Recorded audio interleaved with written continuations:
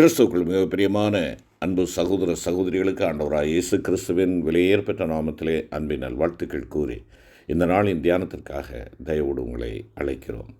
எனக்கு அன்பான கர்த்தருடைய பிள்ளைகளே, கர்த்தருடைய சுத்த கிருபையினாலும் உங்களுடைய ஜெபத்தினாலும் 14/1/2025 அன்று நடைபெற்ற நம்முடைய குடும்ப கூடுகை மற்றும் தரிசன முகாம் குற்றாலத்தில் நடைபெற்ற அந்த முகாமிலே ஆண்டவர் வல்லமையாய் கிரியை செய்தார். 140க்கும் அதிகமான உறுப்பினர்கள் கலந்து கொண்டு தேவனை மகிமைப்படுத்தினார்கள். கர்த்தருக்கே மகிமை உண்டாகட்டும். இந்த நாட்களிலே சிறுவர்களுக்கான சிறப்பு கூடுகையும் அங்கே ஆசரிக்கப்பட்டது. அருமையான பாடல்கள், வசனங்கள், பொம்மை காட்சிகள் இவைகளை கொண்டு பிள்ளைகள் கர்த்தருடைய செய்தியை இன்னும் ஆழமாய் அறிந்து கொள்வதற்கு தேவன் கிருபை செய்தார். கர்த்தருக்கே மகிமை உண்டாவதாக. தொடர்ந்து நம்முடைய ஊழியங்களுக்காக ஜெபியுங்கள். பாரத்தோடு தேவனை நோக்குங்கள். தேசம் தேவனுக்கு சொந்தமாக வேண்டும். அதற்காக நாங்கள் எடுக்கின்ற ஒவ்வொரு முயற்சிகளையும் தேவன் அவருடைய நாம மகிமைக்காக வழிநடத்தும்படியாக நீங்கள் செபிக்க தயவாய் கேட்டுக்கொள்கிறோம். கர்த்தருடைய கிருபை உங்களோடு இருப்பதாக. ஆமென். இன்றைய தியான பகுதி பரிசுத்த லூக்கா எழுதின சுவிசேஷம் 1 அதிகாரம் 28 முதல் 38 வசனங்கள். தியான வசனம் 1 அதிகாரம் 49 வசனம். வல்லமையுடையவர் மகிமையானவைகளை எனக்கு செய்தார். வல்லமையுடையவர் மகிமையானவைகளை எனக்கு செய்தார். கிறிஸ்துவுக்குள் பிரியமான அன்பு சகோதர சகோதரிகளே, ஆதி மனிதன் ஆண்டவருடைய கட்டளைக்கு கீழ்ப்படியாமல் போய் பாவம் செய்து அவன் பாவத்தினாலே விழுந்த போது தானே ஆண்டவராகிய இயேசு கிறிஸ்து ஒரு ஸ்திரீயின் வித்தாக பிறப்பார் என்று முன்னறிவிக்கப்பட்டது. ஆதியாகமம் 3 அதிகாரம் 15 வசனத்தில் அதை வாசிக்கிறோம். அவர் இந்த உலகத்தில் அவதரிப்பதற்கு ஏறத்தாழ 700 வருடங்களுக்கு முன்பாகவே தேவகுமாரன் ஒரு கன்னிகையினிடத்தில் பிறப்பார் என்று ஏசாயா தீர்க்கதரிசி முன்னுரைத்தார். ஏசாயா 7 அதிகாரம் 14 வசனத்தில் அதை வாசிக்கிறோம். அவர் இவ்வுலகில் பிறப்பதற்குரிய காலம் நிறைவேறின போது யோசேப்பு என்னும் நாமமுள்ள ஒரு புருஷனுக்கு நியமிக்கப்பட்டிருந்த மரியாள் என்னும் கன்னிகையில் அவர் உருவாகி மனுவாக அவதரித்தார். அருமையான கர்த்தருடைய பிள்ளைகளே, தேவ பிள்ளைகளாகிய நம்மில் கூட தேவகுமாரன் பூரணமாய் உருவாக்கப்பட வேண்டும். வேறு வார்த்தைகளிலே சொல்லுவோம் என்றால், தேவகுமாரனுடைய அதே சாயலுக்கு நீங்களும் நானும் ஒப்பாயிருப்பதற்காக நாம் தேவனால் முன்குறிக்கப்பட்டிருக்கிறோம். தம்முடைய குமாரன் அநேக சகோதரருக்குள்ளே முதற்பேரானவராய் இருக்கும் பொருட்டு தேவன் எவர்களை முன்னறிந்தாரோ அவர்களை தம்முடைய குமாரனுடைய சாயலுக்கு ஒப்பாயிருப்பதற்கு முன்குறித்திருக்கிறார். எவர்களை முன்குறித்தாரோ அவர்களை அழைத்தும் இருக்கிறார். எவர்களை அழைத்தாரோ அவர்களை நீதிமான்களாக்கியும் இருக்கிறார். எவர்களை நீதிமான்களாக்கினாரோ அவர்களை மகிமைப்படுத்தியும் இருக்கிறார் என்பதாக பவுலடிகளார் ரோமர் 8:29-30 குறிப்பிடுகிறார். கலாத்திய சபையார் தங்களுக்கு வெளிப்படுத்தப்பட்ட சத்தியத்திற்கு கீழ்ப்படியாமற் போய் மீண்டும் நியாயப்பிரமாணத்தின் அடிமைத்தனத்திற்குட்பட்ட பொழுது பவுலடிகளாருடைய வேதனையின் வார்த்தைகளை பாருங்கள். அவர்களை நோக்கி சொல்கிறார், என் சிறு பிள்ளைகளே, கிறிஸ்து உங்களிடத்தில் உருவாகும் அளவும் உங்களுக்காக மறுபடியும் கற்ப வேதனைப்படுகிறேன் என்பதாக கூறுகிறதை கலாத்தியர் 4:19 வாசிக்கிறோம். அதே கலாத்திய சபையாரிடத்தில் தம்முடைய கிருபையினால் என்னை அழைத்த தேவன் தம்முடைய குமாரனை எனக்குள் வெளிப்படுத்த பிரியமாயிருந்தபோது என்பதாக 1 அதிகாரம் 15-16 தன்னுடைய தனிப்பட்ட வாழ்வை பற்றி அவர் குறிப்பிடுகிறதை வாசிக்கிறோம். அப்போஸ்தலனாகிய யோவான் கர்த்தராகிய இயேசு கிறிஸ்து வெளிப்படும் போது அவர் இருக்கிற வண்ணமாகவே நாம் அவரை தரிசிப்போம் என்பதாக 1 யோவான் 3:2 குறிப்பிடுகிறதை பார்க்கிறோம். அருமையான கர்த்தருடைய பிள்ளைகளே, ஆண்டவராகிய இயேசு கிறிஸ்து இந்த உலகத்தில் அவதரிக்க ஏற்ற சமயம் வந்தபோது இஸ்ரவேலில் அநேகம் கன்னிகைகள் இருந்தார்கள். அப்படி இருக்க குறிப்பாக யோசேப்பு என்னும் புருஷனுக்கு நியமிக்கப்பட்டிருந்த மரியாள் என்னும் கன்னிகையில் அவர் உருவாகி அவதரிக்கும்படி அவள் தெரிந்து கொள்ளப்பட்டாளே. அவளிலிருந்த விசேஷங்கள் தான் என்ன? ஆண்டவர் அவளை தெரிந்து கொண்டதனுடைய நோக்கம் என்ன? அவற்றை ஆராய்ந்து தேவகுமாரன் உங்களிலேயும் என்னிலேயும் உருவாகும்படி நாம் என்ன செய்ய வேண்டும் என்பதை அறிந்து அவற்றிற்கு நம்மை ஒப்பு கொடுப்போம் என்றால் அது நமக்கு ஆசீர்வாதமாக இருக்கும். முதலாவதாக நாம் பார்க்கின்ற பொழுது, மரியாள் இருந்த வீட்டில் தேவதூதன் பிரவேசித்து அவளை வாழ்த்தி அவளுக்கு பிறக்கப் போகும் பிள்ளையை குறித்து அவளுக்கு அறிவித்தான் என்று நாம் பரிசுத்த லூக்கா 1 அதிகாரம் 28 மற்றும் 31 வசனங்களிலே நாம் வாசிக்கிறோம். 28வது வசனத்தை பாருங்கள். அவள் இருந்த வீட்டில் தேவதூதன் பிரவேசித்து, கிருபை பெற்றவளே வாழ்க, கர்த்தர் உன்னுடனே இருக்கிறார், ஸ்திரீகளுக்குள்ளே நீ ஆசீர்வதிக்கப்பட்டவள் என்றார்.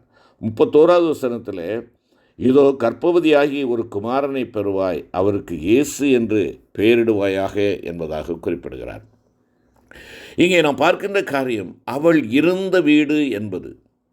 அவள் இருந்த வீடு என்பது ஆண்டவராகிய இயேசு கிறிஸ்து கூறியது போல, அவள் தன் அறை வீட்டுக்குள் பிரவேசித்து தன் கதவை பூட்டி அந்தரங்கத்தில் இருக்கிற தன் பிதாவை நோக்கி ஜெபம் பண்ணி கொண்டிருந்த அறை வீடாகவே இருந்திருக்க வேண்டும். அவள் தன் அறை வீட்டிற்குள் தேவ சமூகத்தில் தன் இருதயத்தை ஊற்றி ஜெபித்து தேவ சமூகத்தில் ஆழ்ந்து அமிழ்ந்திருந்த வேளையில்தான் தேவதூதனை பிரத்யட்சமாய் கண்டிருக்க வேண்டும். அவள் தேவனோடு உறவாடுவதற்கு நேரம் எடுத்தவளாக ஆண்டவருடைய சமூகத்திலே காத்திருப்பதிலே மகிழ்ச்சியுடையவளாக இருந்தாள் என்பதைத்தான் நாம் இங்கே பார்க்கிறோம். பழைய ஏற்பாட்டில் சிலர் தேவதூதர்களை கண்டிருந்தார்கள். ஆனால் தேவதூதர்களாக பிரத்யட்சமாக அவர்களுக்கு முன் அவர்கள் வெளிப்படவில்லை. தேவனுடைய மனுஷர்களாகவே அவர்களுக்கு முன்பாக காட்சியளித்தார்கள். பின்புதான் அவர்கள் தேவதூதர்கள் என்பதை அவர்கள் விளங்கி கொண்டார்கள். உதாரணமாக ஆதியாகமம் 18 அதிகாரம் 2வது வசனம், 16வது வசனம், 19 அதிகாரம் 1, 2 வசனங்களிலே நாம் பார்க்கின்றோம். இந்த கன்னிகைக்கு முன்பாக தேவதூதன் பிரத்யட்சமாக வெளிப்பட்டார். அவள் தேவ சமூகத்தில் தேவனோடு உறவாடி கொண்டிருந்த சமயத்தில், தேவ சமூகம் அவளை சூழ்ந்திருந்த ஒரு நேரத்தில் அந்த அறை வீட்டில் தேவதூதனை கண்டபடியால் அவள் அதிர்ச்சியடையவில்லை. அதே நேரத்தில், இதோ நீ கர்ப்பவதியாகி ஒரு குமாரனை பெறுவாய், அவருக்கு இயேசு என்று பெயரிடுவாயாக என்ற வார்த்தைகள் அவளுக்கு கூறப்பட்டன. அருமையான கர்த்தருடைய பிள்ளையே, நீ தேவ குமாரனை பற்றிய வெளிப்படுத்தலை பெற்று அவருடைய சாயலாக உருவாக்கப்படுவதற்கு ஏற்ற சிறந்த இடம் அறை வீட்டின் அனுபவம் என்பதை மறந்து போகாதே. உன் அறை வீட்டிற்குள் பிரவேசித்து அந்தரங்கத்திலே பார்க்கிற உன் பிதாவோடு கூட நீ உறவாடுகிற அந்த அனுபவம் இருக்கிறதே, உண்மையாகவே தேவகுமாரனுடைய சாயலுக்கு ஒப்பாக அது ஒரு சரியான இடம் என்பதை நீ மறந்து போகாதே. ஆம், உண்மையாகவே தேவகுமாரனுடைய சாயலுக்கு ஒப்பாவதற்கு மாறுவதற்கு நீ வாஞ்சிப்பாய் என்றால் தேவனோடு தனித்து உறவாட நேரத்தையும் இடத்தையும் தேடிக்கொள். மோசே இரவும் பகலும் 40 நாட்கள் சீனாய் மலையின் மேல் தங்கியிருந்து அந்த மலையிலிருந்து இறங்குகிற போது அவனுடைய முகம் பிரகாசிப்பதை இஸ்ரவேலர் கண்டார்கள் என்று சொல்லி வேதம் சொல்லுகிறது. ஆமர்மையான கர்த்தருடைய பிள்ளைகளே, தேவ சமூகத்தில் தரித்திருந்த அவனுடைய சுபாவத்தில் உண்டான மாற்றமே அவனுடைய முகத்தை பிரகாசிக்க செய்தது.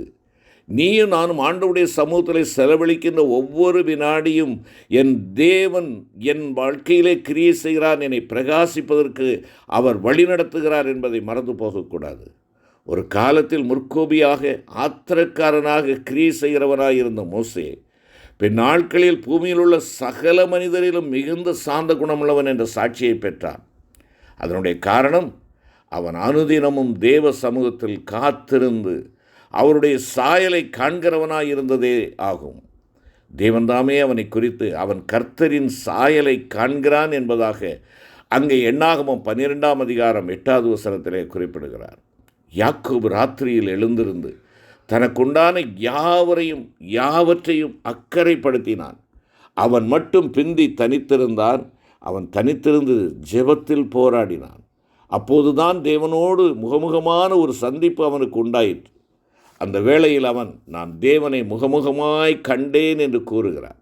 அந்த இடத்தில் எத்தனென்று அர்த்தங்களும் யாக்கோபு என்னும் அவனுடைய பெயர் இஸ்ரவேல் என்று மாற்றப்பட்டது.